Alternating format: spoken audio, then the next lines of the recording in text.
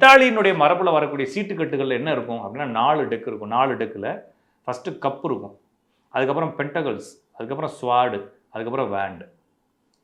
இது மட்டும் இல்லாமல் இந்த ஜோக்கர்னு பயன்படுத்துறோம் இல்லைங்களா, அதுக்கு பதிலாக ஃபூல் அப்படின்னு ஒரு வார்த்தை இருக்கும். ட்ரம்ப் டெக் அப்படின்னு சொல்லி ஒரு கார்டு இருக்குங்க. இந்த மொத்தம் 78 கார்டுகளை வச்சு ஒரு காலத்தில் விளையாண்டுக்கிட்டு இருந்தாங்க. அப்போ விளையாடும் பொழுது நாளைக்கு உன் பொண்டாட்டி வருதாடா, வருமா வராதா, ஒரே குழப்பமா இருக்கு, பொறு அப்படின்னு சொல்லி பரப்பி விட்டு இதில் ஒரு கார்டு எடுன்னு சொல்கிறான்.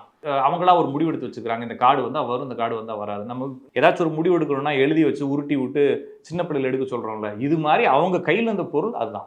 பரப்பி விட்டு ஒரு கார்டு எடுக்கிறாங்க, அந்த கார்டு நம்மளுக்கு ஏதாச்சும் ஒரு விஷயத்தை சொல்லுது அப்படின்னு சொல்கிறாங்க. இப்போ உதாரணத்துக்கு நான் வந்து பிளேயிங் கார்ட்ஸை வச்சு நான் வந்து உங்களுக்கு பலன் சொல்கிறேன்னு வச்சுக்கோங்களேன். நீங்கள் என்ன நினைப்பீங்க, என்ன இருந்தாலும் நம்மளை ஏதோ ஏமாத்துறான் அப்படின்னு நினைப்பீங்க. இதே இது நான் அதுக்கு பிளேயிங் கார்ட்ஸ்ன்னு இல்லாமல் டேரட் கார்டுன்னு பேர் வைக்கிறேன்.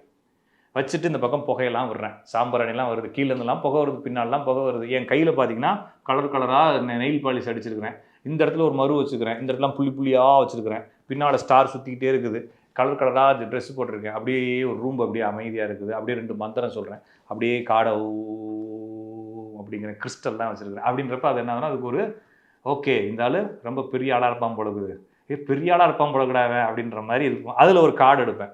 அந்த கார்டு என்ன சொல்லுதுன்றதை சொல்லுவேன். இந்த கார்டு எடுக்கிறதுக்கும் பிரபஞ்சத்துக்கும் எதுவும் கனெக்ஷன் இல்லை.